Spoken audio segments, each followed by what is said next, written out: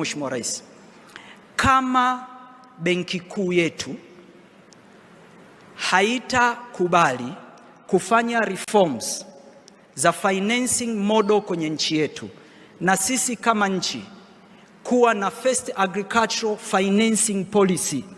ambayo kutakuwa na mfumo wa ukopeshaji kwenye sekta za uzalishaji kwa maana ya kilimo, mifugo na uvuvi, tofauti na mifumo ya sasa ya fedha, bado tutakuwa na safari ndefu ya kumwondoa mwananchi huyu maskini katika umaskini uliopo, kwa sababu watahitaji kuwa na mifumo sahihi, incentive scheme ambazo commercial bank zitapewa ili ziweze kumkopesha mkulima tofauti na wanavyomkopesha muuza duka, wanavyomkopesha Bakhresa, wanavyomkopesha na mwingine yoyote. Mkulima na sekta ya kilimo wanahitaji unafuu tofauti kabisa wa product zilizoko sokoni.